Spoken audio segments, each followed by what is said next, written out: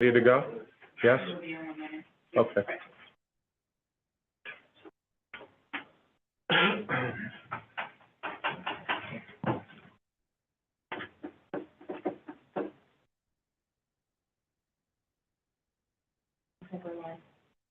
Live? All right. Thank you, everybody. Welcome to the April meeting of the Buffalo Fiscal Stability Authority. Thank you for your time today. Before we begin, I would like to take an opportunity to let you know that we do have a new commissioner. It is our fault that we gave him the wrong time, and he's on his way and will be here in a few minutes. But to make sure that everybody's time is taken into consideration, we're going to do an action item or an item that doesn't have to have a vote. Our agenda today is a review of the 2025-2026 budgets and the related four-year financial plans for the City of Buffalo, the Buffalo Urban Renewal Agency, and the Buffalo Municipal Housing Agency. The Buffalo City School District has not submitted a budget or a financial plan at this time, and we'll review that when we get that. We will begin the meeting today with a roll call of directors. Executive Director Roque, will you take the roll? Yes. Secretary Frederick Floss. Here. Interim Vice Chair Jeanette Jurasek is excused. Director Andrew Sanfilippo. Here. Director Timothy Hogues is en route.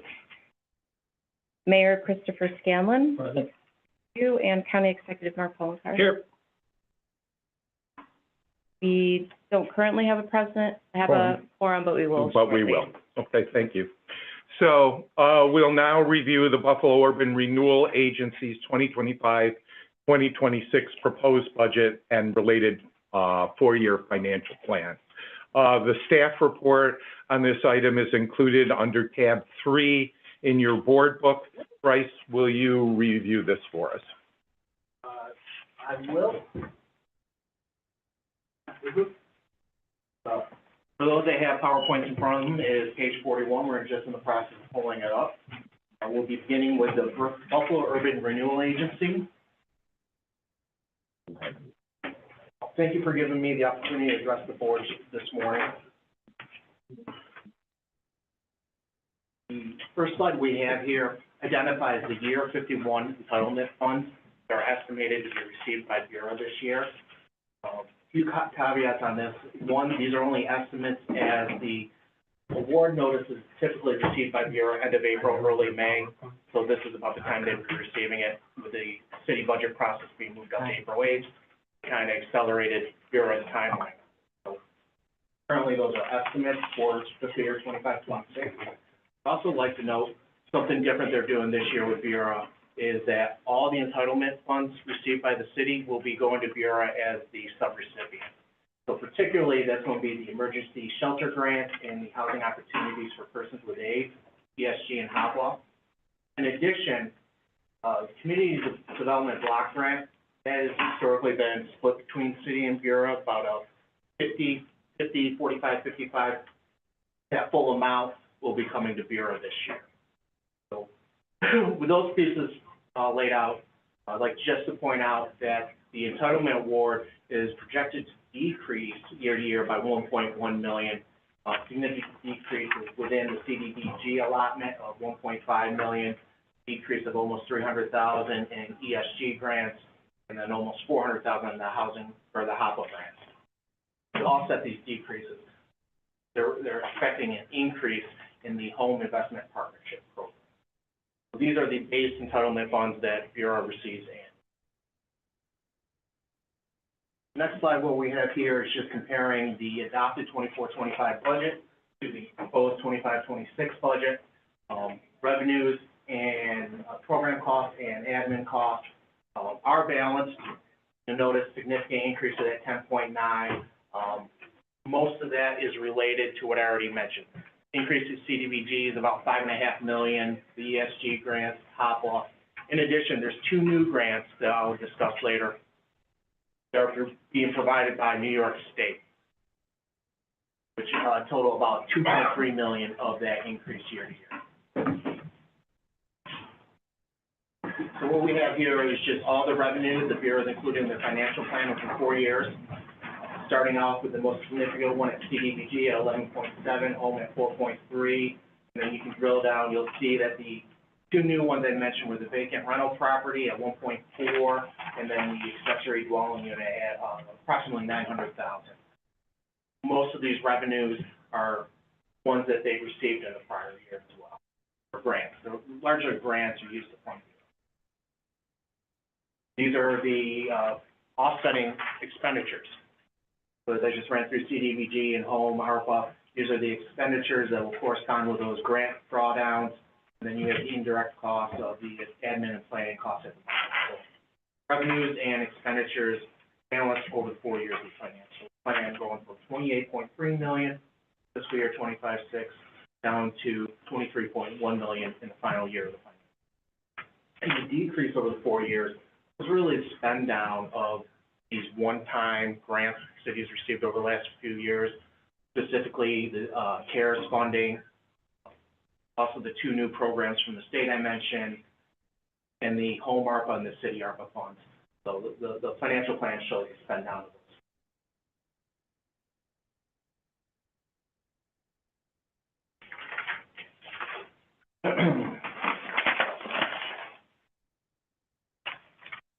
So as I mentioned, the largest component is the CDBG budget, and includes the annual allotment from the federal government, prior year dollars, as well as program income generated by community development block grant programs.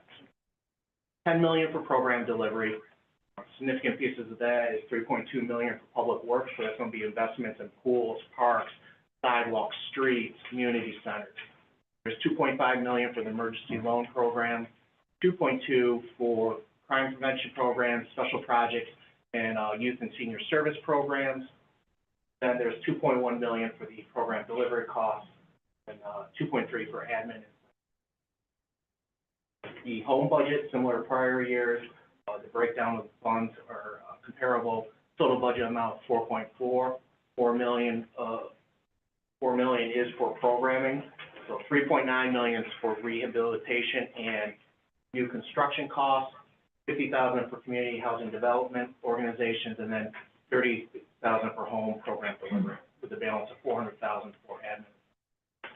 Bryce, can you explain which of these monies is coming from the federal government and how they may be impacted by the budgets are being discussed Absolutely. in the federal government? So the first two pieces I just spoke of here, the CDBG and home, are federal funded entitlement programs.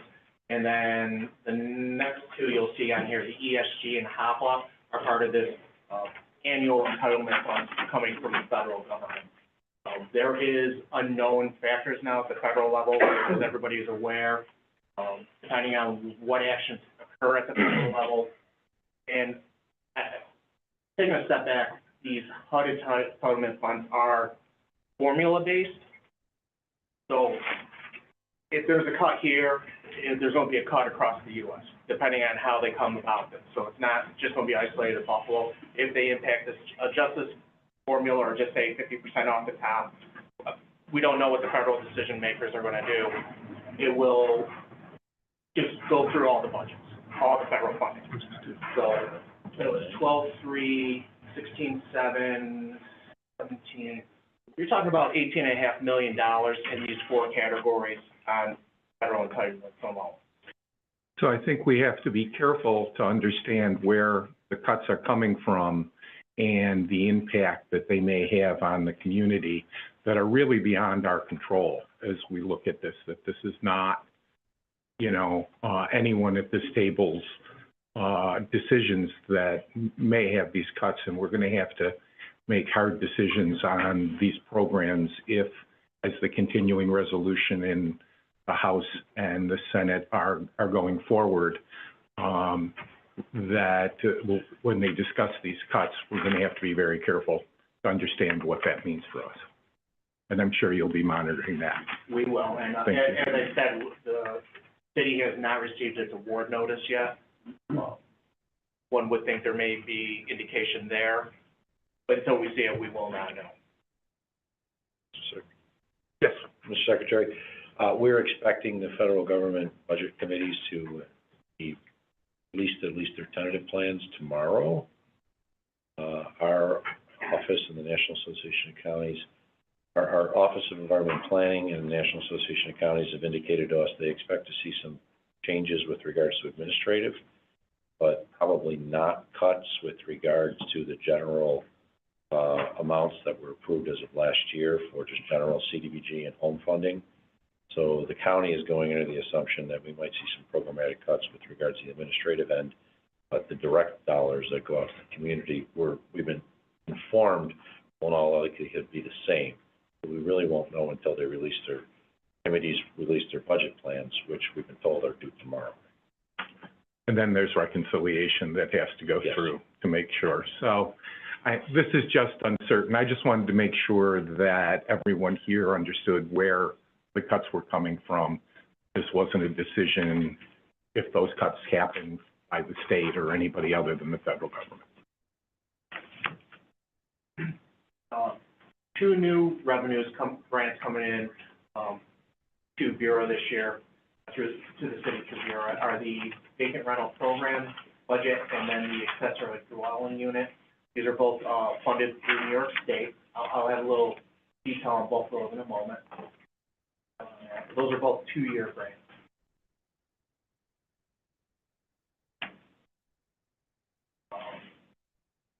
The home ARP budget is a significant amount at $2.9 million.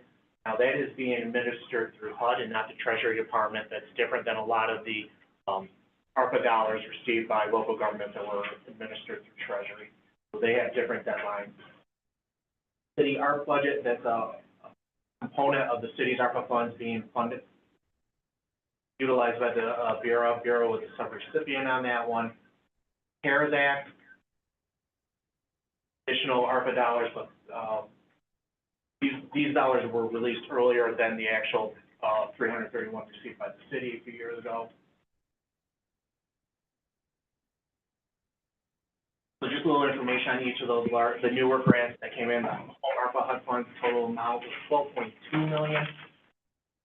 One was administered through HUD, separate funding from the ARPA and the CARES funding.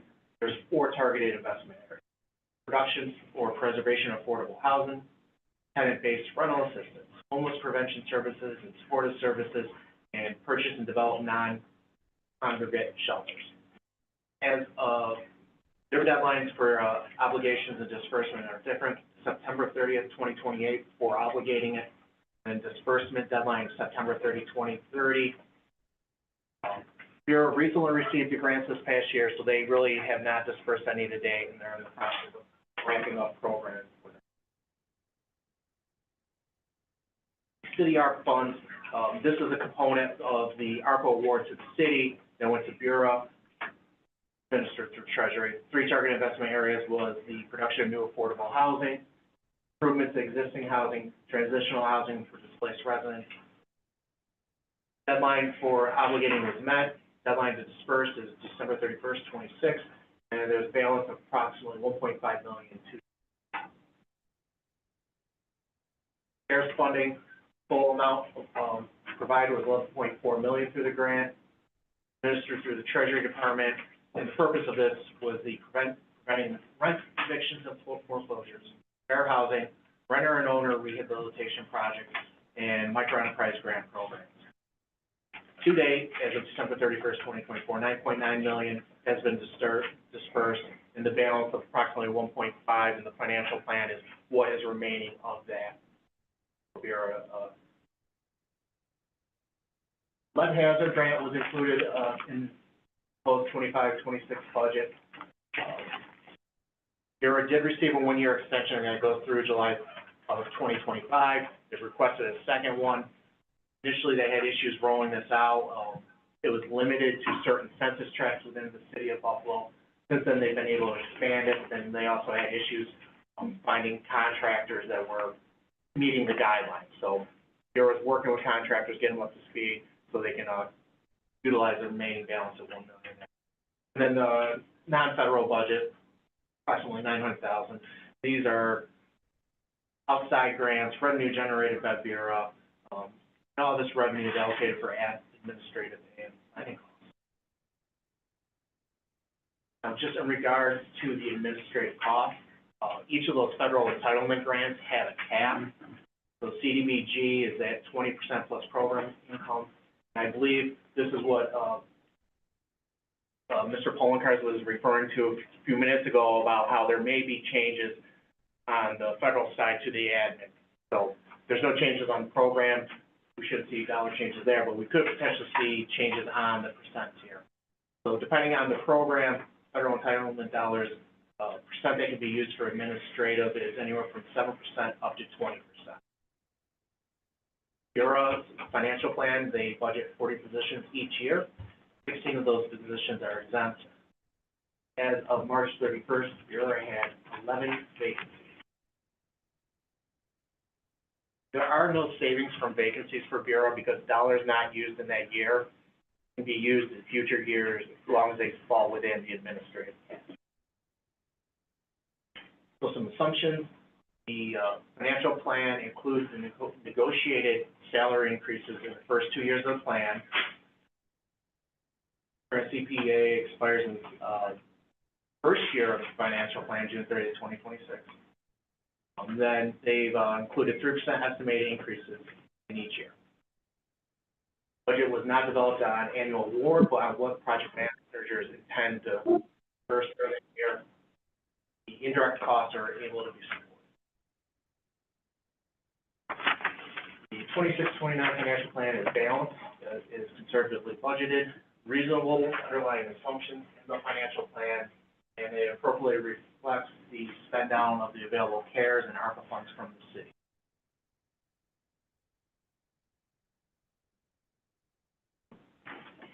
Are there any questions for Bryce on the Bureau budget? Director Rowe, do you have anything to add? My comments on the Buffalo Urban Renewal Agency are that the financial plan is balanced. The budget is also balanced. They've included collective bargaining increases in the out years, which is always, I want to see those resources set aside. And the issues probably would be, there's a lot of dollars to be utilized, federal stimulus dollars, and they're short on staff. So the reality is the capacity to be able to run those programs the way that they should be run. Thank you. Well, if we can step back in first, let me welcome our newest board member, Commissioner Timothy Hoags, to our board.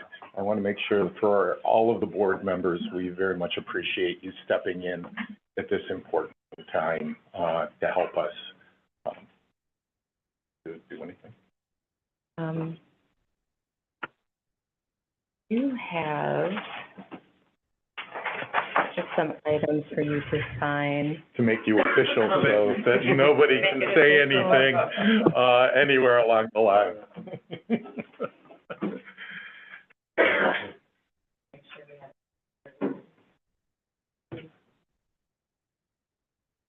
And while the commissioner's doing that, I'll just acknowledge that we now officially have quorum.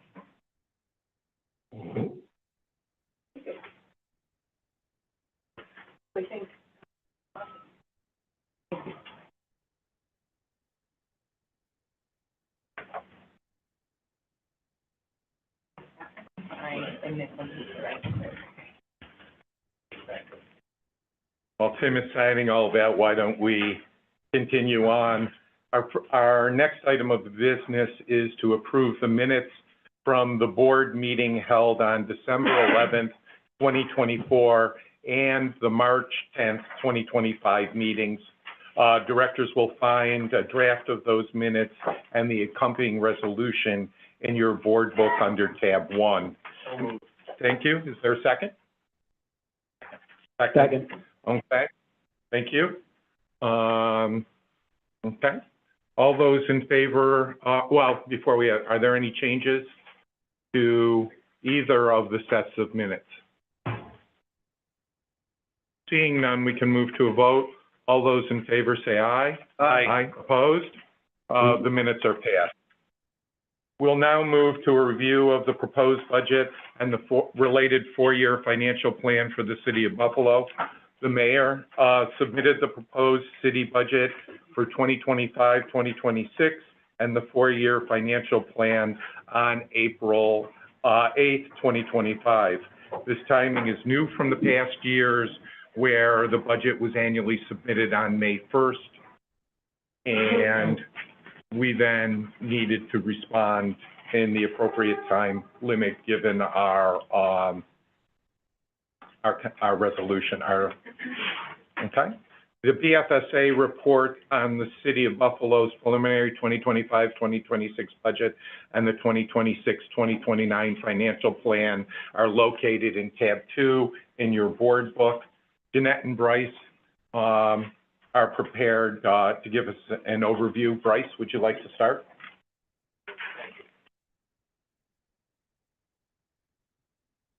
The first slide we have here is a snapshot of the four-year plan, revenues and expenditures. In total, over 4 years, revenues and expenditures total $2,449 million. There are no planned deficits over the four-year plan, unlike in past years where there's been some years where there has been a deficit with the planned use of fund balance as a resource to close out those deficits. So you can see in 25-26, it's a budget of $622.1 million, increasing up to $630.1 million, $8 million over 4 years. The next slide compares the 25-26 proposed budget to the 24-25 adopted budget and year-end estimate as of December 31st, 2024. The budget was adopted with a approximately $15 million deficit, with a planned years of $15 million unassigned fund balance. As of December 31st, 24, the year-end deficit is projected to be $2.3 million and will be addressed through the use of assigned fund balance. On a budget-to-budget basis, revenues are estimated to increase $19.8 million in fiscal year 26, and expenditures are projected to increase or decrease by, $4.9 million. When the proposed budget is compared to year-end estimates of 12/31/24, the revenues decreased by $5.4 million and the expenditures decreased by $7.7 million. Now, when we talk about the year-end numbers for 24/25, they're a little muddy due to ARPA program dollars flowing in through both the revenue side as well as expenditures and transfers out.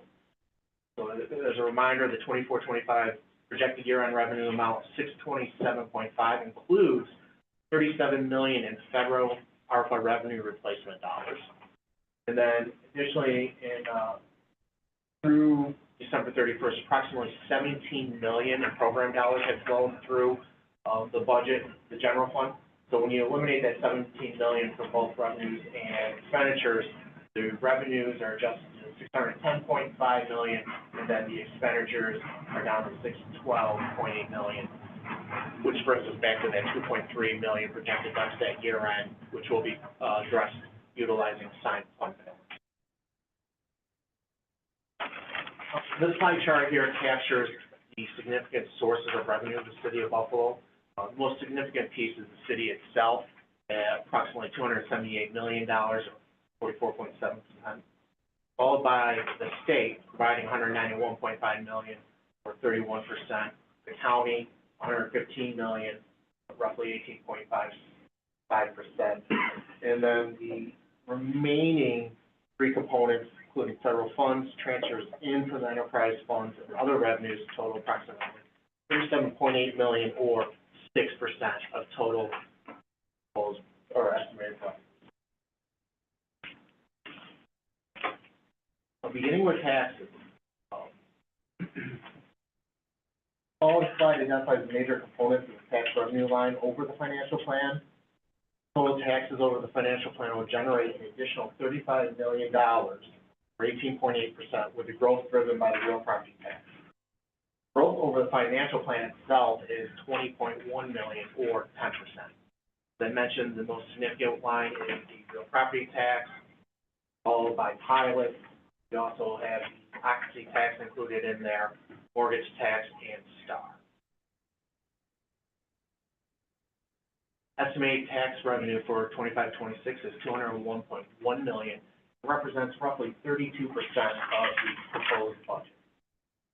Proposed real tax levy is $184.5 million and is an increase of $13.7 million or 8% over the adopted budget of 24-25. Taxes are projected to increase 10% or $20 million, 201.1 to 221.1 million. Increase is attributed to the real tax property levy. Tax levy is projected to increase 8% in 25-26, 5% in 26-27, 3%, then 2% in the remaining 2 out years. The new city-wide assessment is in effect of July 1st. The city is currently utilizing approximately 42% of the available taxing levy.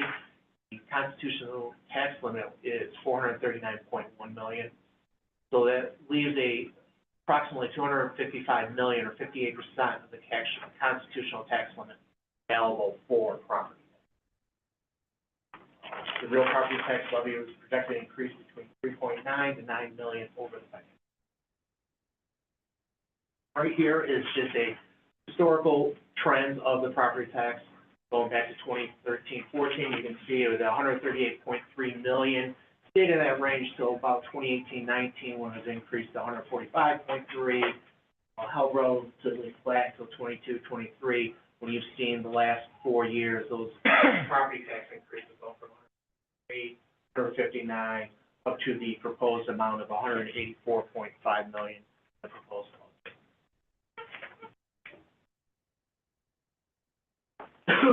This is just a quick breakdown of how the tax levy will be distributed. Of the 184.5 million being generated, 113.7 million will stay with the city. Balance 70.8 is a transfer to the district. I'd like to note that almost 78 million of it is for city general fund operations, while the balance 35.8 is for the debt service, the annual debt service. On the flip side, 69 million goes to the district's general fund operation, with 1.8 million for debt service. We've also included the breakout for homestead and non-homestead components. And then what we have down on the bottom is just a estimated tax on average assessed 1- and 2-family homes. So with the new reassessment conducted, the average 1- and 2-family assessed value is $213,000. So applying the new tax rate of $652, that'd be approximately $1,389 for property tax. So That's combined for the city and the school district? that is correct. It is a single property tax rate for both.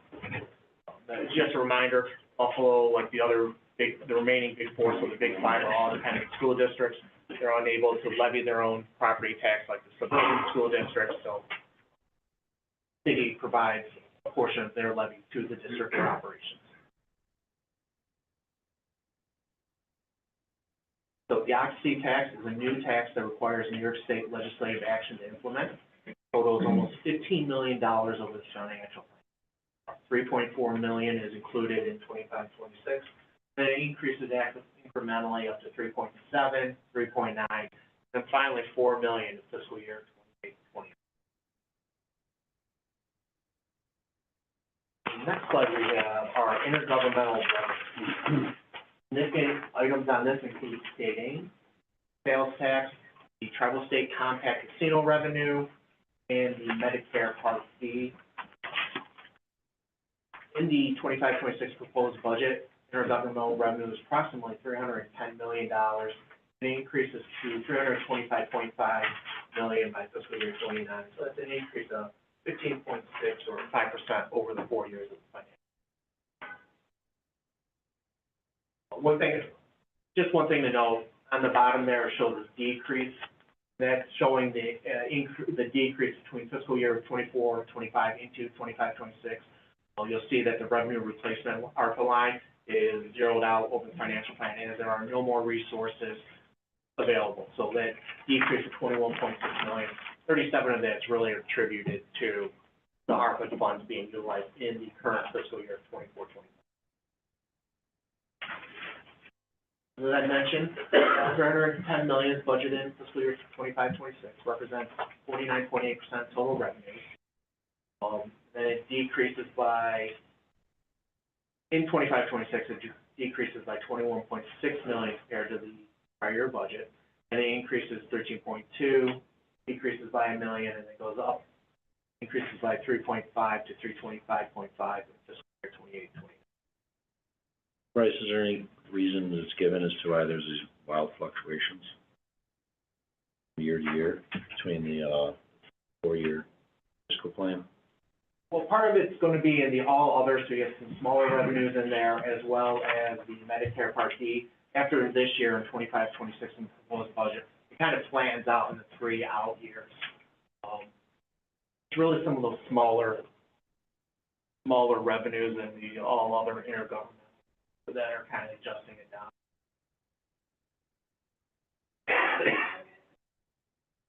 And also, in the 2 out years, there's a decrease in the tribal state, I'll discuss right here. So over the financial plan, a total of 38 million is included in the financial plan. So years 1 and 2 are budgeted at 11 million, and then they're reduced by 8 million in years 3 and 4. There are a lot of questions surrounding tribal state at this time. Compact extension expired March 31st, 2024. So currently, any of this revenue is being held in escrow account, with the intent of it being released to the host cities once a new compact is arrived at between the state and Seneca Gaming. The when, the how much are unknown. City, Niagara Falls, Salamanca are all waiting for this to be completed. So the first 2 years, $11 million, decreasing to $8 million in the last 2 years of financial. Now, the revenue estimate of $11 million could be overstated by as much as $3.2 million based on a 10-year average of actual receipts. It's a bit problematic to get a good average on the tribal state because of the disagreement and the stop payment for several years. So we did see one large payment come in, I think it was 23-24, which addressed approximately 4.5 years. So just really don't know when it'll start up again and at what levels. Now, receipt of revenue is questionable. Now, this is separate from the dollar amount. Right, a quick question on that. So because of that hold for that time, it messes with the averages, right? Yes. But ultimately, do we receive all of the money? I believe so. I've asked historically if I could get a breakdown, basically, that 39 million that came in, I'm like, because there was a half, starting in the details, but there was a year where half a year of payment was made, and then the freeze, and then we received approximately 39 or 43 million. It looks like everything was received, but I couldn't get an answer from DOB necessarily. This is what happened. Now, over this 10-year period, we also received an advance from the state. And on the flip side, I asked, did the state take back their piece out? I received, I'm not sure. So I would say, I believe over that time, the city has been made whole, on average, about 7.8 million during that period. So, as I was saying, the receipt of the revenue is questionable due to the lack of current agreement. We don't know if the state would be willing to provide an advance to Buffalo again. Further uncertainty as there are unknown future contract terms negotiated. State aid. New York State included a temporary increase of $5 million in fiscal year 24-25, as well as 25-26. For the state's financial plan, it reverts back to 161.3 million in 26. So total state aid is estimated at the 166.3 million in 25-6. It includes the temporary million spin up. I'll call it temporary 5 million plus the 161. It was included in the 26-27 fiscal year, but it's likely an overestimation at this time by 5 million. And then that temporary increase is removed from the projections, 27-28 and 28-29, But then there is some annual AIM increase in the 2 out years, a net increase of 1.6 million in 27-28, and then another approximately $2.5 million to get up to $164.5 million in 28-29. Now, at this time, there are no indications of AIM increasing for anybody in the out years of the state's financial plan. And Bryce, that's been true for a number of years, right? 13, going on 15 years, yeah. It's been one constant coming out of all.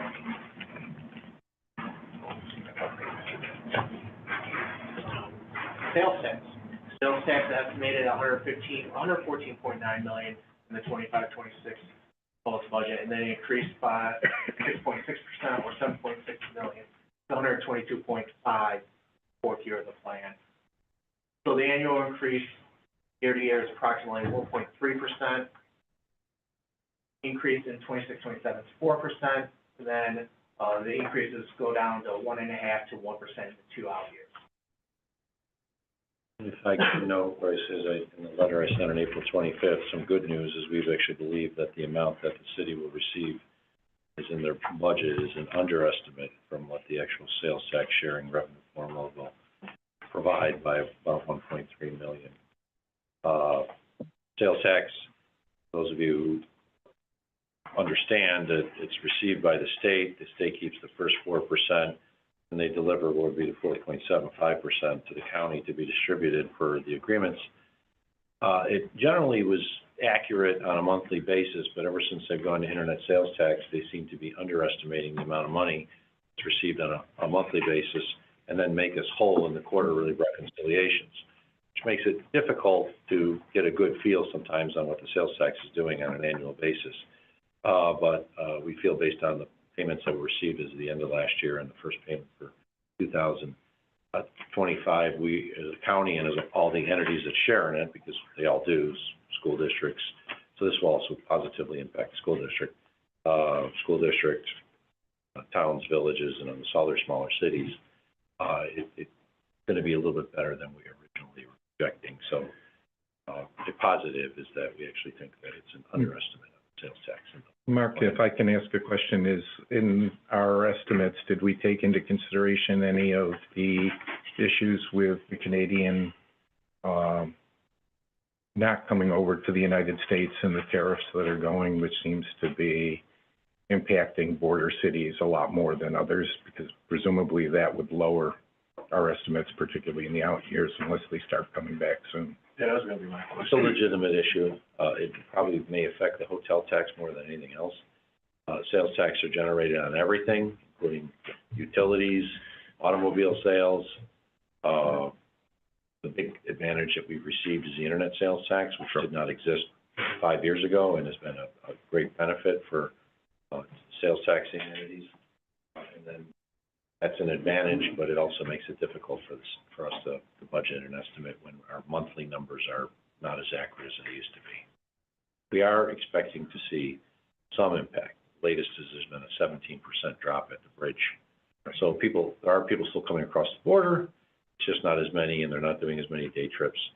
I will note that the last time the Canadian dollar was this low, we also saw a drop in sales tax from Canadians, just because they're not getting the same bang for their buck. So they're not purchasing as much in the United States. Now they have another reason, which has nothing to do with anybody in this room. Right. So we are going to monitor it, but at least we believe, based on the initial estimates, that Thank you. the city will probably receive more than what's in the budget. Yeah, so my question is in the out years as far, and when we look at it, the retail, physical retail shops, how big of a portion is that of the sales tax? Is that significant? It's not the number one category, which most people think it is. Number one category is actually utilities. Sales tax is on all utilities. Then it's usually what we call kind of a comprehensive auto and gas. So automobile sales and gasoline sales, and then we get to a retail component. So the first two would really not be affected at all by Canadian traffic. It's the number 3. And then there's even things such as doesn't affect Erie County, but affects Niagara County with the factory outlet mall they have there. they built a massive factory outlet mall on the Niagara on the lakeside. Yep. So that took some of the traffic that would come into the United States to the factory outlet malls, and kept it in Canada. Not as much of an impact locally. But the anecdotal evidence that we've been hearing, especially at a few malls that still exist, is there's less Canadian traffic. Right? Thank you for that clarification. It is part of the city's estimate for next year. Part of it is timing. The April rates coming in when they did, but also they were more conservative, not knowing one of the few times what the trickle-down effect will effectively be on the sales tax, and they were more conservative in their estimate for 25, 26. The next intergovernmental revenue is Medicare Part B. Over the financial plan, it is estimated to be $86.9 million, $14.3 million included in fiscal year 25, 26, and an increase of $7.8 million to $22.1 in 27.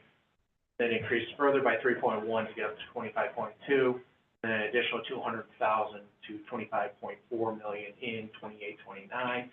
Now, the Medicare Part D is reflective of rebates that the city will receive from their pharmacy component of their health insurance. So that's what that Medicare Part D is reflective of. And recently, with the use of more expensive drugs, the city has seen a significant increase in the Medicare Part D reimbursement the past 2 years. Just as an aside, 3 years ago, I think the Medicare Part D reimbursement was only about $5 million. This has really dramatically increased the past 2 years. Moving on to fines. Significant fines in this slide include parking tags, fines and penalties, traffic violation fines, bus arms, cameras, core fines, and all of them. Over the 4 years of the financial plan, total fines are estimated to increase by $2.1 million or 20%, with parking fine, tags, fines, and penalties being the most significant contributor. As I said, fines are going to total $10.6 million, or just under 2% of the 25-26 budgeted revenues. They increased by $2.1 million or 20%. Distributed parking tags, fines, we've already seen some of the rates approved by Common Council on this. And then there's the increase distributed enhanced enforcement and increased rates. Moving on to miscellaneous revenue. This is the kind of catch-all for the city when it comes to their revenues. This category includes the grant reimbursement, sale of capital assets, sale of in-run property, settlement of legal claims, and all other miscellaneous revenue. Over the 4 years of the financial plan, miscellaneous revenue is estimated to decrease by $21.9 million or 58%, with the largest category being the decrease in the sale of capital assets over the 4 years of the miscellaneous revenues are budgeted at $37.5 million in fiscal year 25-26 and represents 6% of budgeted revenues. Now, that's an increase of $24.6 million compared to the current year amount of in 24-25. Sale of capital assets are budgeted $29.6 million in 25-26. That does include the sale of city-owned parking ramps to a yet-to-be-established parking authority. That amount decreases to $12.5 million in fiscal year 26-27, estimated at $4.8 to $2.1 million in the final 2 years of the financial plan. Now, moving on to the next category, we have our remaining revenues, with the service charges, non-property taxes, license permits, and interest. In total, all of those categories total $48 million, approximately 8% of the city's proposed budget in 25-26. Over the 4 years of the financial plan, those revenues are decreasing by $7.7 million or 16%. Service charges are decreasing by $600,000, 3.5%, 25-26, and then they increase by $900,000 over the financial plan. Increases attributed to parking fees. License permits are increasing by $2.8 million over the financial plan, or 51%. I'm sorry, that was into 25-26. Then they are increased by 800,000 or 10% of the financial plan. There are multiple fee increases for licenses and permits. Now, I'd like to say that there are multiple pieces with common council that have recently been approved or in the process of being approved that will impact service charges as well as licenses and permits. And then the final component of the all-over revenue is the interest income. Budget is decreased $9.5 million over the financial plan as the ARPA program funds are dispersed. Now, transfers in over the financial plan go from roughly 15 million down to 14.8. Transfers in more like consists of transfers to the enterprise fund, which consists of a water board, the parking fund, and the solid waste fund. You'll note that there is one transfer in from the parking fund in 25-26 at 4.6 million, and it's zeroed out. And the intent is to have the parking authority established and receive approximately 2.3 million annually in the last 3 years of the financial plan from the parking. So these transfers decreased by approximately 200,000 or 1% over the financial plan. Water board transfers are increasing 2.1 million. The parking transfers, as I mentioned, decreased by 4.6 million, but then the offset to that, or the component to that, is the transfers from parking authority increasing by 2.3 million in the 3 out years by, that to be authorized and created. And then the solid waste transfers are increasing by 100,000.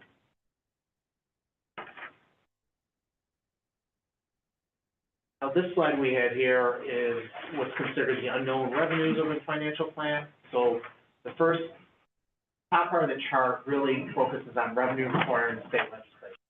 So that includes the sale of parking ramps and the occupancy. Those two pieces over the 4 years of the financial plan are estimated to generate 57.1 million revenues. Now, fiscal year 25-26, that amount is 29.9 million. Now, going down to uncertain or overestimated revenues, these tend to be revenues that we have questions about, haven't materialized as they have historically, or the first one being casino revenue. It's outside the city's control, and they're waiting for other parties to finish their negotiations. So over the financial plan, the casino revenue is 38 million. The inclusion of state aid increases beyond the temporary total 9.9 million. Parking transfer in the 3 out years total 6.75 million. Parking meter fees total 9.3 million. And then traffic violations over the financial plan total 2.1 million. So of these uncertain overestimated, total 13 million in the current firm post 25-26 fiscal year. And when you include that with the revenue requiring state legislation, that's a total of 42.9 million in unknown or revenues that require state legislation in the 25-26 financial year, fiscal year. That amount goes down to approximately 22.2 million by the 4th year of the financial year. Over the 4 years, all the revenues do total 123.1 million.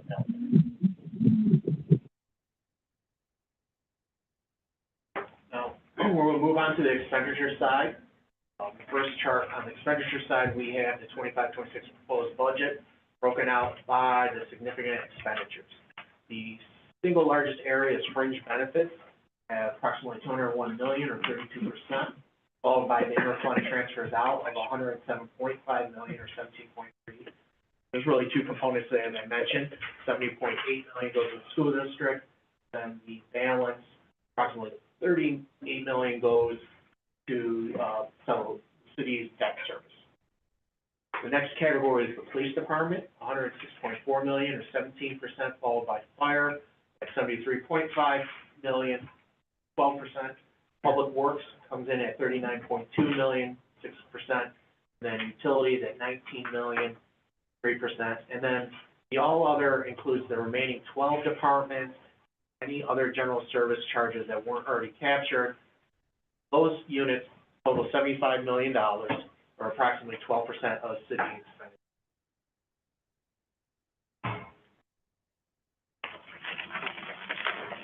what we have here is just a high-level breakout of departmental costs, general charges over 4 years.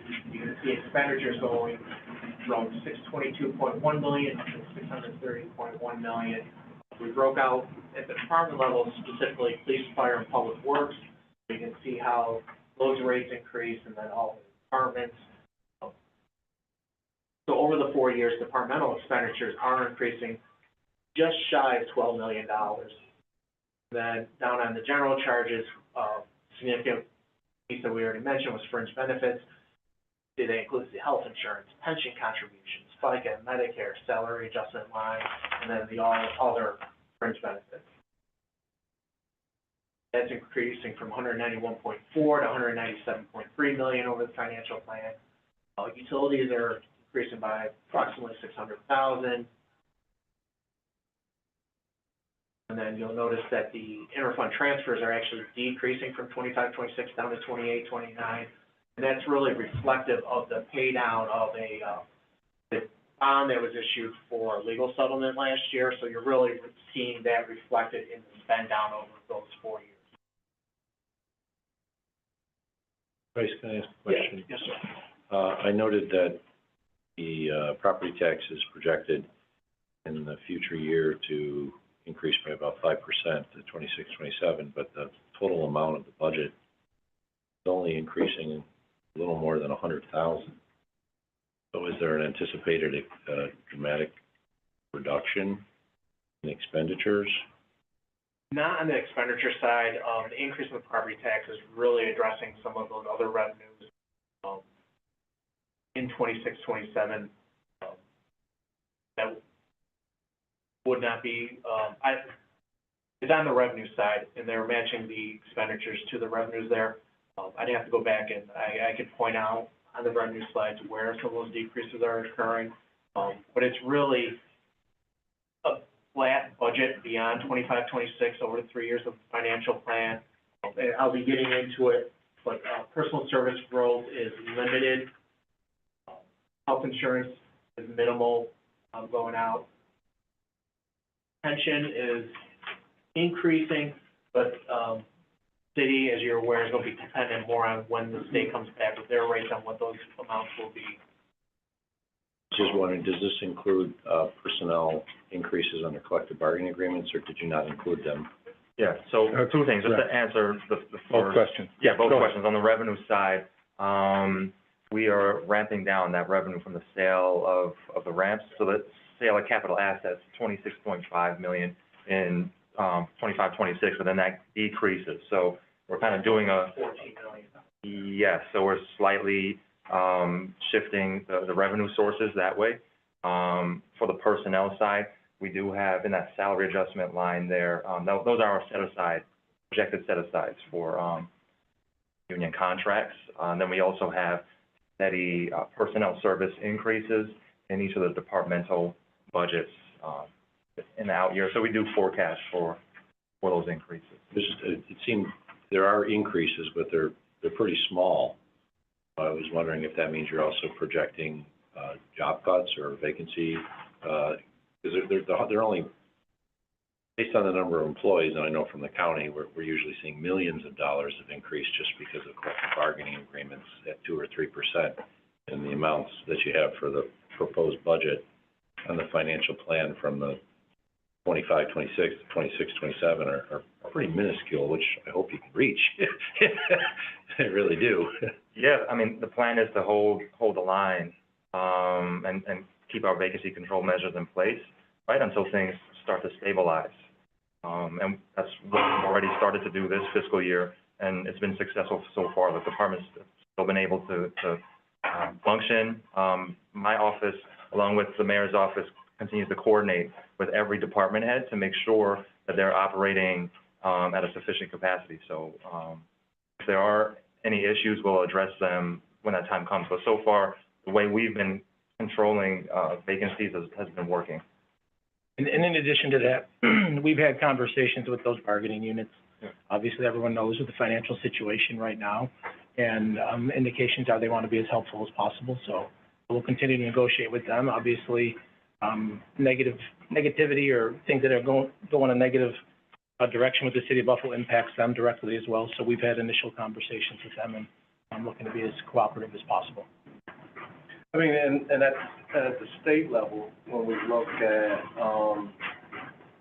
fighting for, employment, for people to want to stay with the state, they look outside and have an opportunity to sometimes make more money. So that's also going to be that challenge as you try to retain, the talent that you have and negotiate these contracts that are about to hit. And so that's going to be an interesting balance, right? So right now we see the cost of living that has increased, and now you have this contract, these several contracts on hand to be able to do that. And then also looking at vacancy services versus providing the service in an efficient manner to the public. And so that's always a challenge, then comes in the overtime and all that stuff. So that's going to be an interesting challenge to try to balance and coordinate amongst the departments. I would like to note, personal service for collective bargaining is limited in the financial plan. However, the city is accounting for those other benefits that are tied to collective bargaining. There are increases for the pension increase, the health insurance, FICA, Medicare. Now, you know, when we talk about collective bargaining, it's usually just the focus on the salary side, but these are also per New York State law components that are maintained throughout, even when the contract expires. Unlike in the private sector, if a contract expires, those terms no longer have to be held, whereas in the public sector, these terms are still held while the parties negotiate for a new contract. What we want to be clear is there are no new increases in wages, although step increases generally continue. There are no changes to benefits unless they're negotiated. So we want to just be clear that it's not as if it was 3% last year. Now we're going to, because you haven't negotiated the contract, it's going to be 3% the year after that, the year after that. Only things that are designated in the contract to continue, and those that aren't, stop at the end of the contract. If I may, when do the major collective bargaining units agreements expire? They expire in the upcoming fiscal year or after? Correct. Yes. How many? There was, There's four. Yeah, there's four. So you'll see in the 25-26 budget, that's the largest salary adjustment set aside in anticipation of those. Bryce? We touched on some of these already, but, general fund expenditures of budget increased from $617.2 million in the current adopted budget to $622.1 million. That represents an increase of $4.9 million or 0.8%. Total departmental spending of $286.9 million. Now that's a year-to-year budget decrease of $9.6 million. The decrease is includes a decrease of $2.2 million or almost 1% for projected personnel service costs. That is due to the budgeted attrition vacancies in the budget maintained over the entire financial plan. It includes $2.7 million or almost 15% increase for fire and police overtime in 25-26. And then it reflects a net decrease of $4.9 million or 2% total personnel service costs outside of increases for police and fire. Now there's a decrease of $4.1 million or 7% for services, decrease of $1.8 million or 19% for supplies, and then capital outlays decreasing by $1.3 million or 13%. Every year, the police department is decreasing by $2.7 million. The $2.2 million decreases for personal service costs. However, within that, overtime is increasing by approximately $1.6 million from $11.3 million to $12.9. And that's off. The decreases also include $200,000 for services and utilities and $100,000 for supplies. Year to year, fire department is increasing by $900,000. That's a $1.5 million increase for step progression and overtime. Overtime is increasing from $6.9 to $8 million, and then there's a decrease for supplies of $600,000 and $100,000 for capital outlay.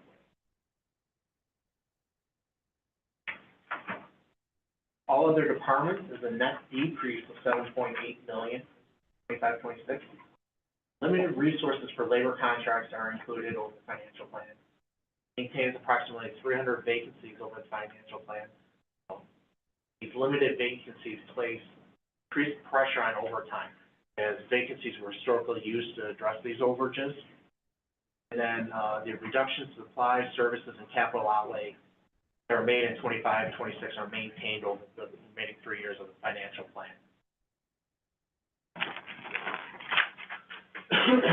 Bryce, when it comes to the overtime, Yeah.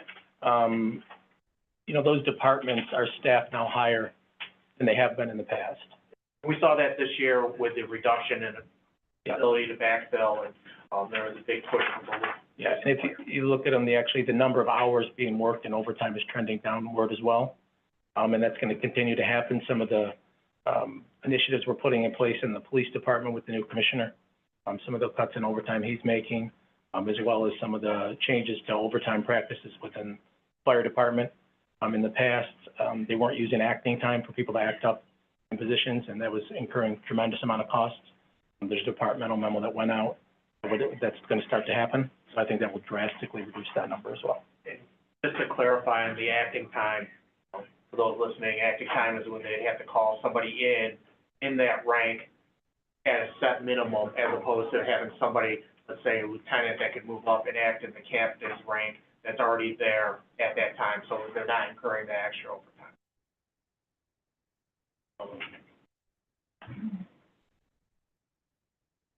Moving on to the general charges, budgeted at $227.7 million in fiscal year '26. Year-to-year budget increase of $14.2 million, almost 7%. Largest component of that is going to be your fringe benefits at $13.1 million, or 7.3%. Then all their general charges are increasing by $1.1 million. Largest cost escalator year-to-year is contributions to retiree health insurance, budgeted at $49.2 million, to $3 million. Followed by increases for active employee health insurance at 2.8, which is increasing by $2.8 million. That's budgeted at $52.1. So those two pieces in fringe benefits alone will total over $100 million by 20. There's an increase for the PFRS contribution, which is $2.3 million. That's going up to $49.2 million. And then the employee retirement system contributions are increasing $700,000 to $12.1. Now, there is a salary adjustment line included in 25, 26, which is an increase of $3.8 million, which is an increase of $2.3 million compared to the $1.5 that was included in the current year budget. And over the financial plan, it decreases down to $800,000 in the final year.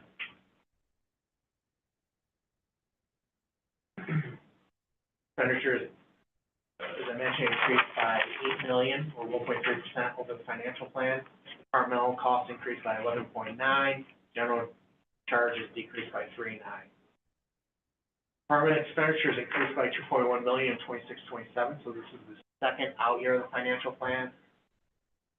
Of those departmental expenditures, 1.1 is for police department personnel costs. Fire department is increasing by $600,000. $700 million is attributed to personal service costs. And then all remaining departmental costs are increasing by 5.3 and 4.5 million in the 2 out years of the financial plan. Average over the financial plan is an average annual increase of 0.5%. Going into 26, 27, general charges decrease by 0.6%, then they increase again by 0.8% in 27, 28. Then a minimal increase of 0.3% in 28, 29. Fringe benefits increasing $6 million over the financial plan, roughly 3.1%. Health insurance is increasing over that time by $4.6 million, approximately 1.5% annually. Pension payments are increasing by $3.1 million, which is approximately 1.7% annually. And then the salary adjustment line decreases by $3 million over 4 years. Utilities are increasing $600,000, and then the other is decreasing by $1.8 million.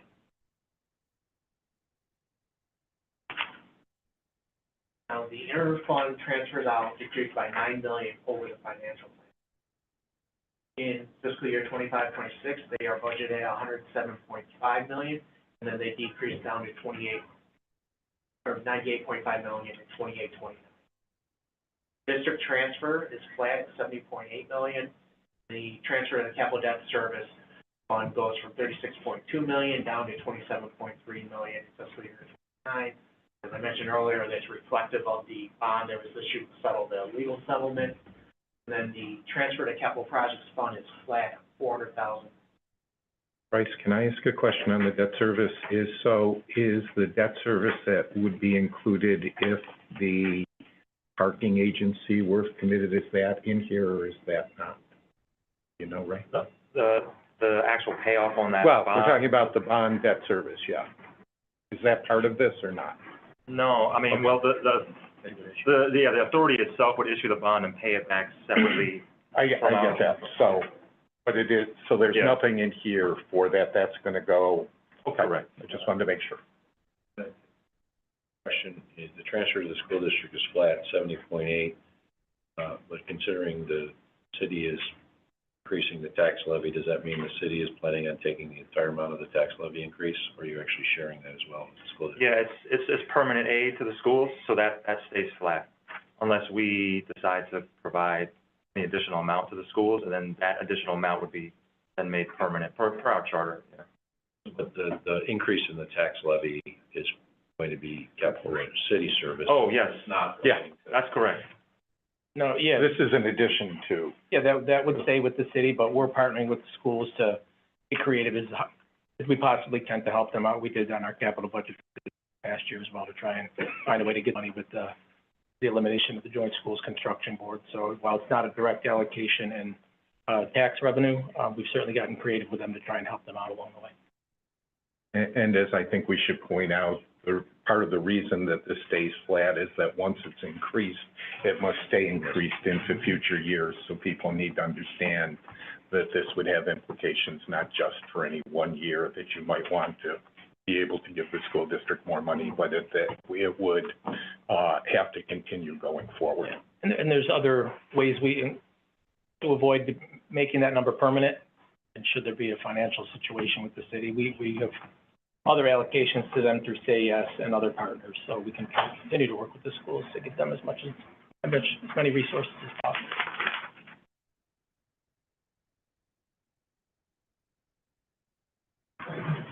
This is a snapshot of the staffing over the financial plan.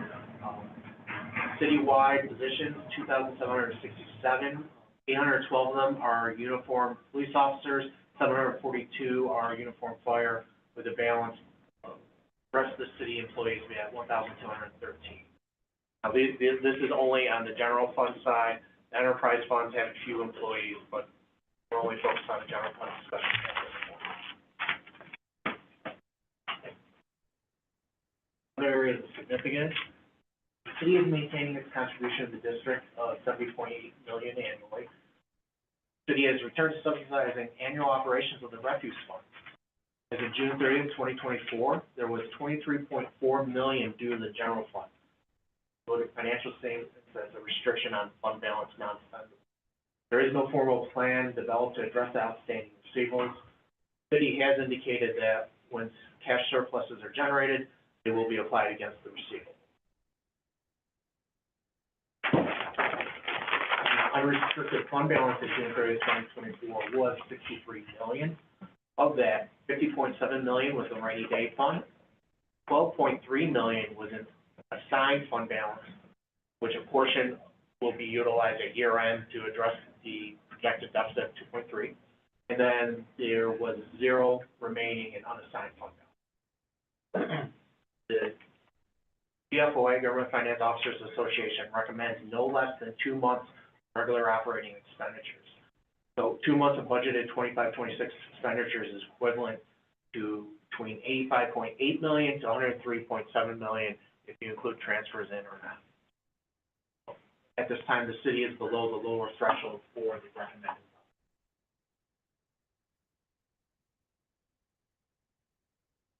All right, thank you, Bryce, for your thorough review of the financial plan. That's a lot of information to boil down to relatively few slides, so thank you for that. And I did want to thank you, Ray and Mayor Scanlon, for all of your collaboration and your work with us during this process. It was very helpful, and thank you.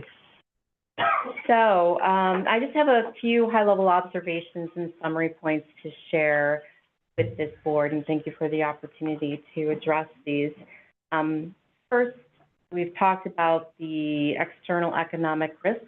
So just to be clear, this budget is predicated on a status quo environment. So there's no built-in contingency for recession or issues from tariffs or all these economic uncertainties that are facing us. What the city does have to offset these kind of risks and to mitigate this risk factor is their rainy day fund, which is part of their, it's a committed fund balance, part of their unrestricted fund balance, and the balance is $50.7 million at the start of this fiscal year.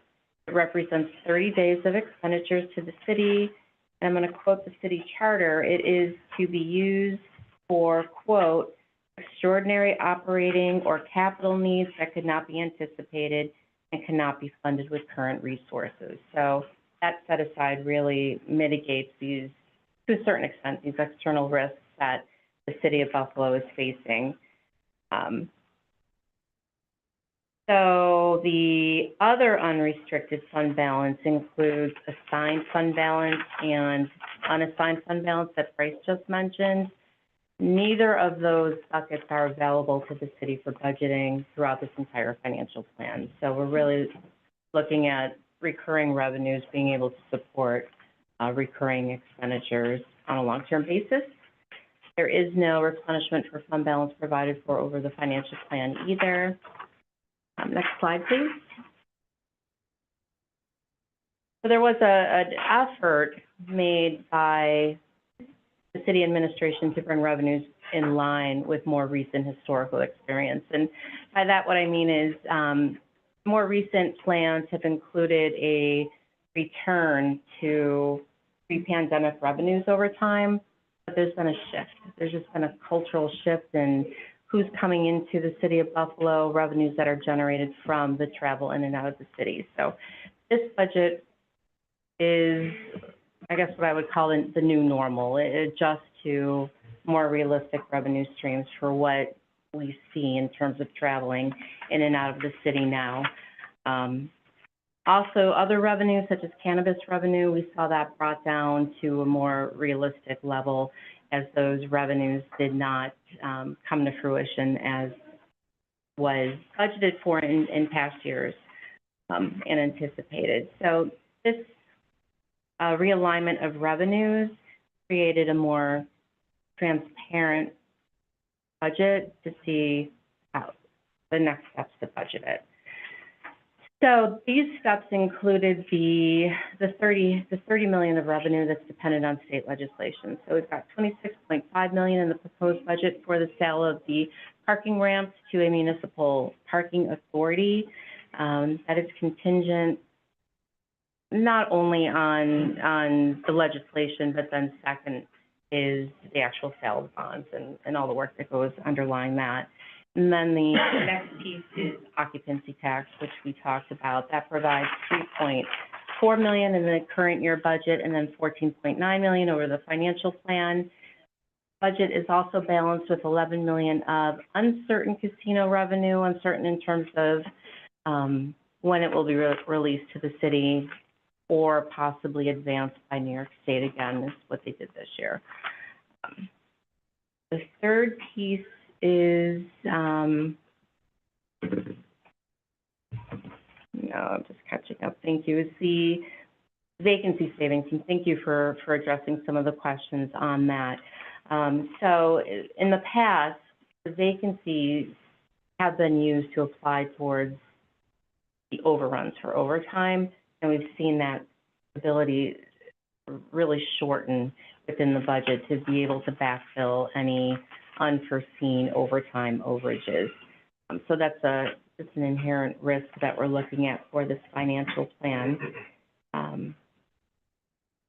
Next slide, please.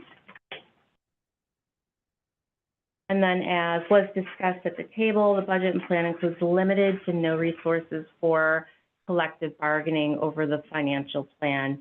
It does include step increases, but predominantly is, there aren't a lot of resources for collective bargaining.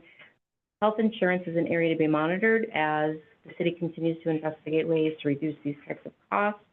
Health insurance is increasing by 4.8% in the current year budget, and it lowers to 2.511 over the rest of the financial plan. The average increase over the last 3 years has been 7.5%. So again, this is an area to monitor. We talked about supply, services, and capital outlay. They're cut substantially in 25-26. These cuts are maintained over the financial plan. It's unclear how that will affect the delivery of services at this time. And the draft resolution on review of this budget and plan does include a request for the city to provide a gap closing plan in the event that certain items do not materialize, totaling $40.9 million, and that would include revenue estimates for the sale of the parking ramps, occupancy tax, and casino revenue. That summarizes my comments, and thank you. Thank you. If I can just start, and then if there are any other questions. I want to be really clear that I pushed for a gap plan for the city, and I take responsibility for that. But in saying that, all of the organizations that I worked for and am working with now, whether they be community organizations or municipal organizations that have asked me for help, given particularly the issues at the federal level, and what I think people need to understand is over $90 billion of our $250 billion state budget comes from the federal government. 72 billion of that is in Medicaid and Medicare. Right now, in the continuing resolutions in both the Senate and the Assembly, they have $288 billion in cuts across the United States to Medicaid looking forward. Along with that, there are cuts in education of $233 billion in these continuing resolutions to Title I funding for the school districts, which help poorer school districts like the city of Buffalo, but more importantly, the IDEA budget cuts, which help our disabled students in our community. So those cuts are already continuing. Another thing that we haven't talked about that are going to impact the city of Buffalo is at the higher ed level. We've already seen NSF, NIH, DOD, and NIJ grant cuts to our universities. My estimate for NSF and NIJ for the Western New York area is over $100 million this year that have been canceled or will be canceled soon. That's money that the schools and people don't have. We're talking about not putting in at the medical school a class for this year because we don't have funds to be able to do that, whether or not we're going to be able to attract the students that we have been able to attract, whether it's at the University of Buffalo, Buffalo State, Canisius, UVille.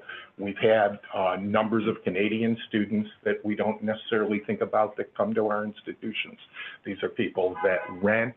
These are people that live in our communities. This is going to be a very, very difficult time. I appreciate very much what the mayor and the commissioner have done in trying to put this budget together. But it would not be prudent for us not to start to prepare for some of these cuts. We may not know what the implications are going to be. We may not know where they're going to directly come, but they could be cuts to money that go to the police, cuts to money that go to fire. There are going to be cuts that are going to go to our schools. And it seems only prudent that we start now to talk about how we might address that. What I've been doing in all my organizations is saying, we need to prepare for a 5 to 10% cut of our revenues coming in. It may, and again, I've listened to individuals say, the federal government saying, we're not going to cut it. We're going to let the state cut it instead. But let's be very clear, it's not the governor who is causing these cuts. We're looking at changing in formulas and other things that are not going to be transparent. And then all of a sudden, 6 months from now, we're going to look at this. I will tell you what I said to all of my faculty members at my things. I expect the state to ask us to do a furlough after November when the mid-year cuts go. What does that mean? That means that everyone in state service is going to give up 1 day's pay for the next 3 or 4 months and then receive that pay back when they retire. At least that's what we've done in the past. I'm not sure that the city has the ability to do that, but that may be something, if we start to talk about a gap plan, that we can ask for legislation ahead of time, if that would help with your negotiations with the police and fire and others to be able to put forward, so we have solutions that don't critically cut the services that need to happen here to allow this to be a livable place. I was joking with Jeanette, we can go back to Albany, where the former mayor of Albany, Mayor Cornell, when asked, well, how do we get rid of snow, and aren't we going to put more money in the budget for plowing? And he said, God will provide. That's what the sun is for. So we need to understand that I don't want to be there. You know, I want us to have solutions. This board, and I'll speak for this board, and you can yell at me later, but this board is willing to sit down and work with you with all of the expertise that we have, that all of the things, and Ray, you know that we've worked with you, Chris, you know we've worked with you.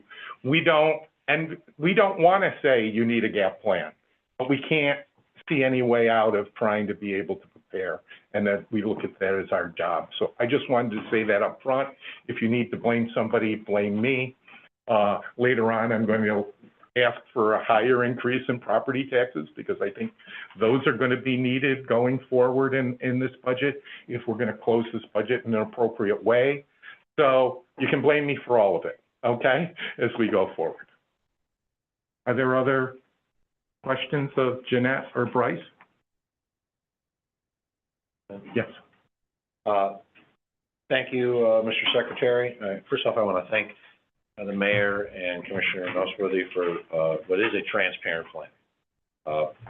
Last few years I've been at this meeting and at this time and spoken to the previous mayor and others, and we all had issues with the transparency associated with the plan and a lot of the revenue sources, which repeatedly were not coming to fruition, but were included in the plan. And I want to thank you. I want to thank you for working with my team. Budget Director Cornell, who sits in this meeting when I'm not here. They've had good conversations.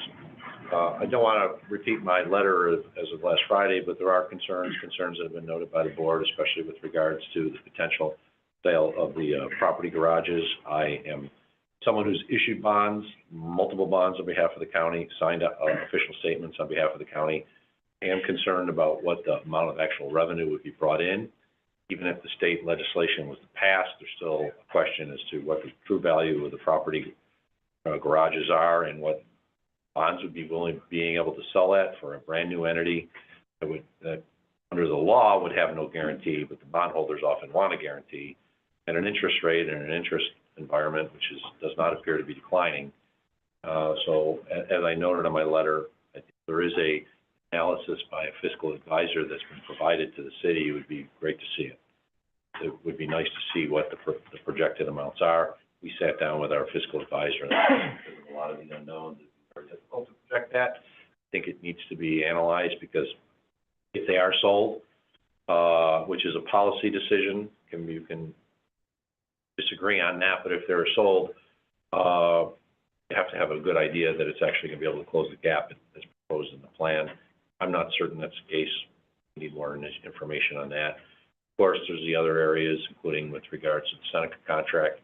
or compact, I should say, that as of right now are still completely in the air. So I do agree with Director Floss that there does need to be some sort of gap filler proposed as a resolution and something to present to the board. In my letter, I talked about deficit bonds. It's not something that governments want to do, but it sometimes has to be done. Give them the leeway over a 2 or 3 year period to get out of a very bad situation. And make no mistake about it, it is a bad situation. There are significant revenue shortfalls that are affecting the city of Buffalo. And I'm hopeful that we don't see the negative things that Secretary Floss talked about, but I'm fully expecting it on many areas, especially as it pertains to the county with regards to Medicaid. So we are acting appropriately in the county, and we're starting to not advance as much as we would like. Some of our programs, we are doing the vacancy control like you are, just to come up with savings during a budget year. And this is not something that developed overnight. This has been developing for a long time. All you had to do was look at the tax levy and that chart that was provided. Thank you. It shows how static it was for a long time. If there had been 2 to 3% growth on an annual basis, we might not be in the situation we are today, but we are. And what happened in the past is in the past. We've got to solve it. As a City of Buffalo resident and a member of the BFSA, I and my team stand ready to assist the city as much as possible. But I do think you need to look at all potential options. It may make sense to do a slightly higher property tax increase this year and a slightly higher one next year to help, because that's guaranteed revenue. Once you have it, especially with the tax cap, you have it. You can build your tax cap amount grows based on that as well. I think we're aware. And I know from our own county experience, when we held the levy down, it actually hurt us going forward in future years with being able to increase it to the level we wanted without having to go over the tax cap, which is always a political issue that none of us can control. So I just think it's important that we keep all options on the table, look at what can be done to ensure that this is solved. It's not going to get solved in a year or two. It's going to take a number of years. That's why I believe it is important to look at all options, including a deficit bond. Because if we do the analysis, if the legislation's approved, feel pretty good if the legislation's approved on the hotel tax number. Who knows, with less Canadians coming over. The issue with the parking garages is a concern. With a new issuer, you really don't know what the bond market's willing to pay. Or they're willing to pay for a certain amount, but that you have to pay much higher interest rate, which decreases the amount of money that you have available to distribute to the city in the future. So if we can do that analysis by your fiscal advisor, it would be very helpful, because I think it's important with regards to, we have to come back, or you have to come back in the middle of the year and try to fix a mid-year budget. It's much tougher to fix a mid-year budget issue because of a 30, or let's say a $15 million hole at the beginning of the year. It's a lot easier to fix than a $15 million hole with 3 months left in the year. That information would be helpful. Other comments? Yeah. Chris? Thank you, Secretary Floss. When I took on the role of mayor in October, had conversations with our administration and finance team shortly thereafter. Looking at the current fiscal year, we saw a $17 million hole. Immediately got to work implementing vacancy control measures, things of that nature, and were able to close that gap for this year. Looking to the upcoming fiscal year, we had our conversations and knew that the gap was going to be somewhere just north of $70 million.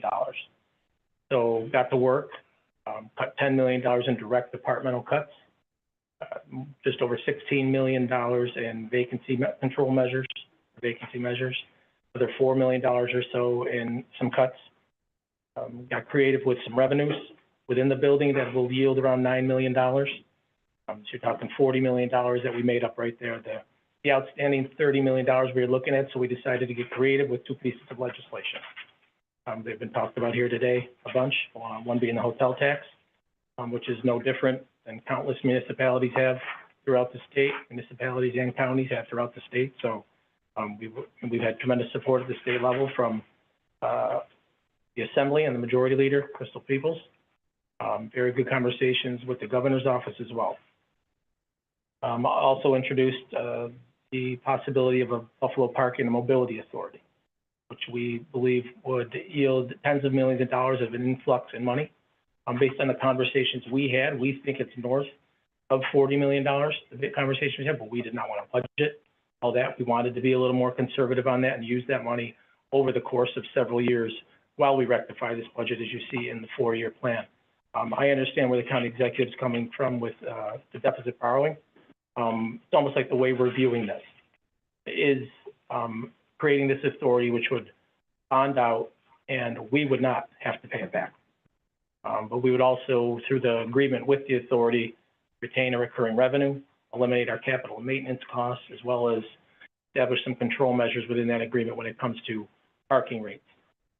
When it comes to your comments on the GAP plan, we have no problem pulling that together for you. We've certainly had conversations while preparing our budget for next year about, all right, if there's a doomsday scenario, what do we do?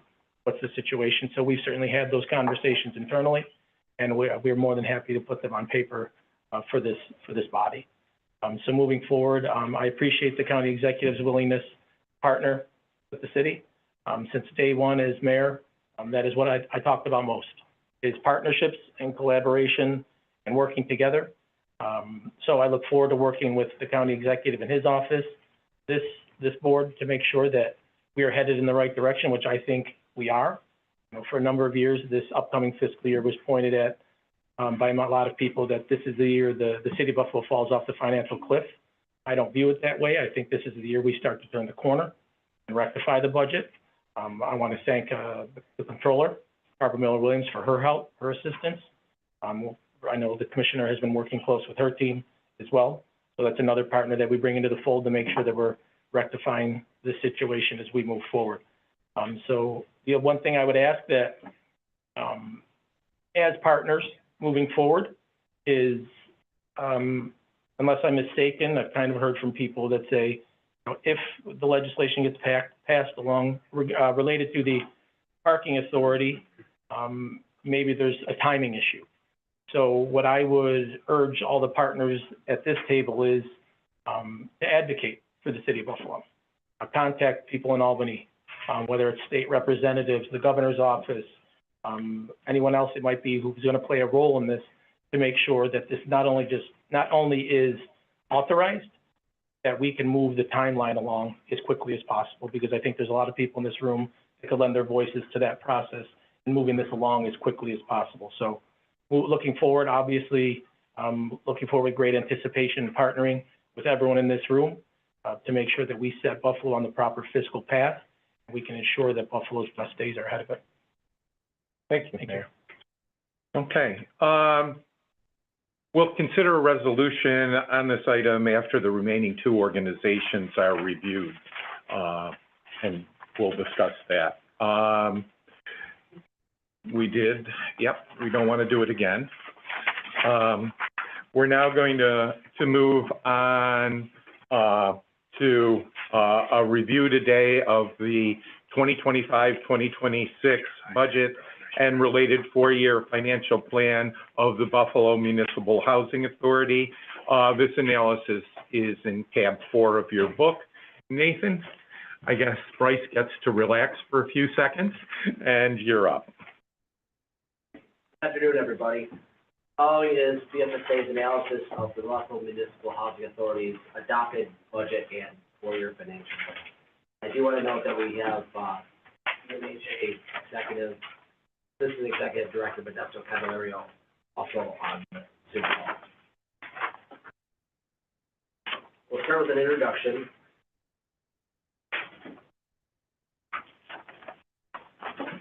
Financial plan includes the individual budgets and individual financial plans for 4 units. The first being the combined 22 asset management projects, the Central Office Cost Center, or the COCC, Marine Drive Apartments, and then the HUD Housing Choice Voucher Program, or Section 8. This first slide takes the entire, consolidates all 4 of those into one. Shows you comparison of the 2024-25 adopted budget, along with the recently approved 25-26 adopted budget and all of the out-year expenditures. You can see in the adopted budget, revenues are equal. So first off, the consolidated adopted budget and financial plan are operationally balanced. Some of the individual budgets and financial plans are not. I'll get into that in some more detail. Taking a closer look at the revenues. Revenues are adopted at the same level as the prior fiscal year at $58.5 million. All revenue areas increase with the exception of the HUD operating subsidy. Over the 4 years of the financial plan, revenues are estimated to increase $2.5 million or 4.3%. We'll take a closer look at that. What's going on with the HUD operating subsidy is the budgeted decrease of $4.1 million or 60.5% is based on number one, proration of the eligibility. At 96% currently, that's considered something that's used throughout the financial plan. The decrease from a mix of proration rates from the prior year, but certainly a lowering amount. The amount that's eligible for reimbursement is also decreased. And then the third part of that is that the Commodore Perry homes are no longer part of the AMP 21. So the operating subsidy that was received on that behalf is now going to be formed management company. All non-operating subsidy revenues increased by the same amount, $4.1 million. So it's flat with the prior year adopted budget. One thing that's going on in the out years. Revenues are projected to increase $2.5 million.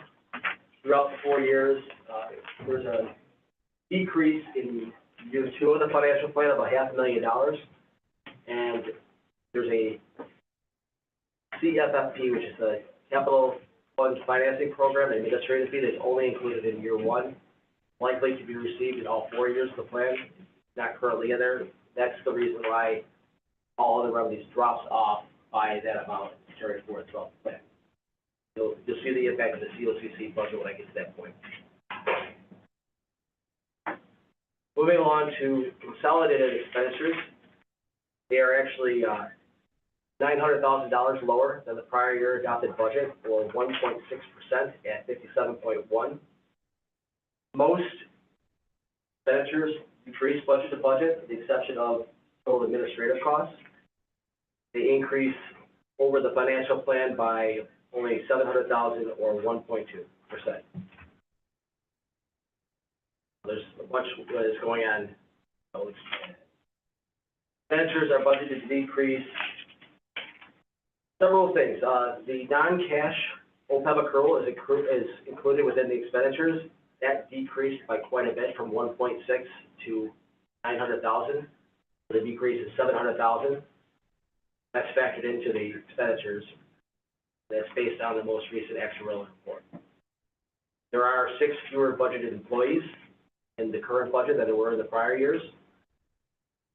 We'll reduce the employee compensation and benefit costs. And then finally, as I mentioned, Commodore Perry's is removed from the AMP budget and therefore the consolidated budget, and therefore any of those operating costs would be removed as well.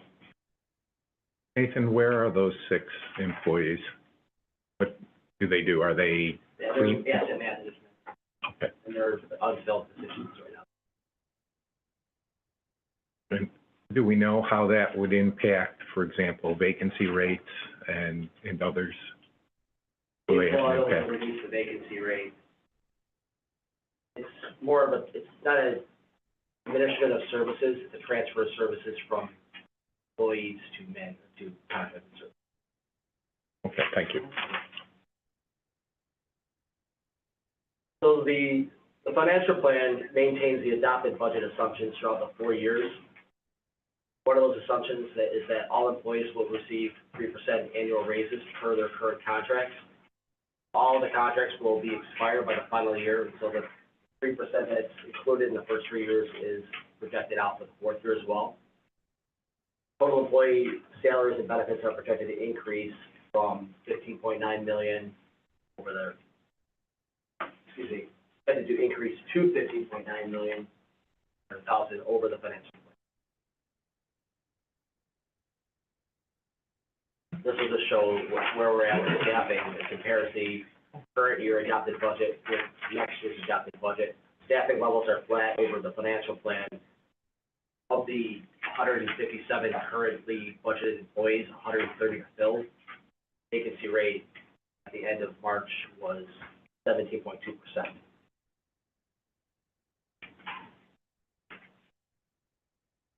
Taking a closer look, the largest budget within the consolidated budget is the AMP. Revenues decreased 2.8 million, budget to budget, and 2.4 million expenses are reduced for that budget period. The adopted budget depicts a $1.7 million in net income, and when factoring in debt service and the non-OPEB cash accrual, cash impact is $800,000 in the adopted budget, and overall $6.6 million. The AMP budget is operational balance in all years. The four-year plan depicts $10.2 million in cumulative net operating.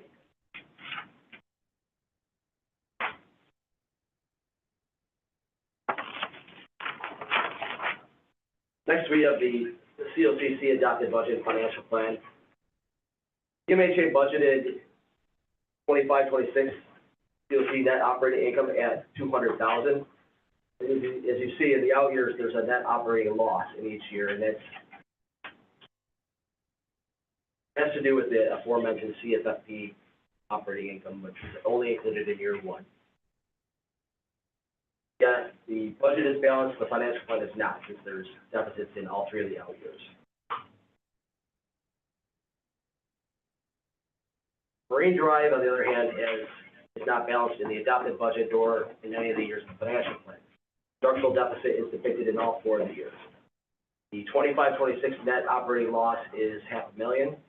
Four-year cumulative net operating loss is projected to be $1.7 million. MHA has been providing Marine Drive with cash flow assistance via the COCC for the last several years. Marine Drive currently owes COCC somewhere north of $2.8 million.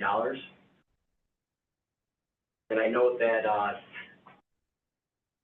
as many are aware, that there are new Marine Drive apartments being built. The target online date is late 2027. That's when the first new towers are built and residents transferred from their existing tower over to the new towers. Nathan, when will the first residents be asked to leave their tower? They will not be leave until after the construction of the new tower? Correct. And yes. it's projected to begin this year? They start construction, and then target date to complete it is 2027. They don't move out of their existing until the new one's built. Right. So they're not gonna lose any revenue per se for those individuals during the construction phase?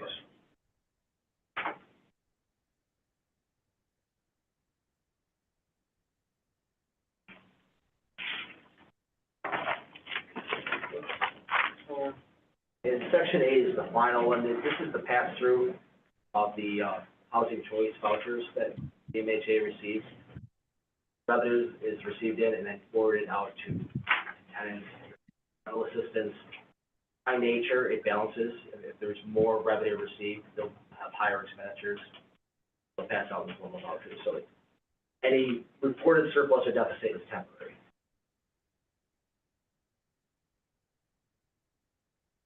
Then just to summarize, the consolidated plan is balanced overall. The balanced financial plans are the asset management projects and Section 8. The two unbalanced financial plans are the COCC and Marine Drive apartments. Do you have any comments? Yeah, I can pick up with the next slide. Okay. Thank you. So with respect to the Marine Drive apartments, as Nathan indicated, there are plans to rebuild these housing structures, but the rebuild is not yet reflected within this financial plan. So as those plans get solidified by the MHA, we would expect, them to be submitted and to be reflected in future financial plans. The four-year cumulative deficit for Marine Drive is $1.7 million and a cash outflow of $2.5 million. There's no reserves remaining to help fund these deficits. So the cash needs are currently being borrowed from the Central Office Cost Center. The current balance is approximately $2.8 million that is owed to Central Office Cost Center. The terms for the repayment have not yet been developed. The Central Office Cost Center itself is projecting a four-year deficit also of $1.3 million. And when you put those in combination with each other, there's not enough reserves to cover projected gap over the four-year financial plan. So our recommendation is similar to what we spoke about before, requesting a gap closing plan be submitted by BMHA to understand how that will be addressed. Thank you. Thank you. Executive Director Rowe. Modesto, I have a quick question in honor of our former Secretary, George Arthur, his annual question for you of what are happening to the vacancy rates in your area, and can you say a little bit about what's going to happen as you move the Perry projects into its new entity? How is that going to impact, and what's going to happen to the people that were there before? Okay, I'll start with the Perry development. So that one, as construction is completed, we're going to the plan is to offer those units first to the residents that are living at the row houses. Those are the houses, the row houses that you see on South Park and Chicago. We will be we're interviewing them as we speak and offering them those units first. And those residents, because we have RAD units in the new development, the residents will pay 30% of their income, just like how they're paying right now in the public housing program. So as the units come on board and we have everyone from the row houses move in, then we will have people from our general wait list be offered units at the Perry homes. And then after that, there will be a lottery that will take place for the general public to apply, and a wait list will be generated, and admissions will continue from there. The impact that it will have in terms of the staffing, it's none, because BMHA is still going to be the property management company, even though it's a new ownership entity that's been created. BMHA is the property management company, so the staff that's working at Perry Development now will continue to be working at the new Perry. In fact, we'll probably add a few positions to the staff to deal with the new Perry. Excuse me, because there's more units than we had there before. Obviously the rents will be collected by the new ownership entity. There will be a management fee that will come back to the BMHA Central Office Cost Center. So the financial impact to the BMHA is minimal because the expenses will be allocated to the property, and there will be a management fee that will come back to the BMHA. In terms of the overall occupancy, we are hovering around 88%. We're working to get to the 95%. Our biggest challenge has been that we had in the last few months a lot more move-outs than we had move-ins, in large part due to the large number of cases that are working their way through the court system due to COVID. Rent balances. So we're moving to address that. We have issued a new RFP to hire a vacant unit contractor so that we can turn over the units a little faster. And we hope that by the end of the year, we'll get to our 95% occupancy. On Marine Drive, pardon me? I was just going to ask how many people are on the waiting list for each of these groups. Do you know? Roughly. We have a large... Oh yeah, we have over 2,800 families on the wait list, on the BMHA wait list. Okay. Thank you. Okay. I didn't mean to interrupt. Okay. Yeah. in reference to Marine Drive, our challenge with Marine Drive is that the rents are still way too low. And we've been working with the state to get the rent increase at Marine Drive, but the process takes a very, very long time. And so our intent is to continue to ask for rent increases. I will tell you that more than 75% of the families living at Marine Drive are paying less than 30% of their income towards rent. So we need to try to get the rents increased there, and hopefully that will balance the operations over there. Thank you. Other questions? Go ahead. So I think you just answered it. You said the rental rate that you're charging is the main driver behind Marine Midland. I mean Marine Midland, excuse me. I'm aging myself. Yeah. Marine Drive. And so with that 2,800 or so wait list, does that cover or does that more than cover the anticipated exodus of tenants leaving out of BMHA properties? Yeah, more than it covers. Yeah, the demand is high for public housing in the city. It's just that it's just taking us it takes us a long time to turn over the units, both because of the application process. Sometimes units get caught up in the court system, and we have to hold unit vacancy until tenants can move their belongings out and things like that. So it's, there's issues that are beyond our control, but the parts that are under our control are the unit turnover and the application process. And we've been analyzing that process for the last year. And so we think that the outsourcing of the unit turnaround in terms of contracting it out, and we're finalizing an internal application system that where residents will be able to apply online, and it will make the application process a little bit smoother. So we think those two things will drastically reduce the amount of time that it takes us to turn over a unit. Thank you. Last question, real quick.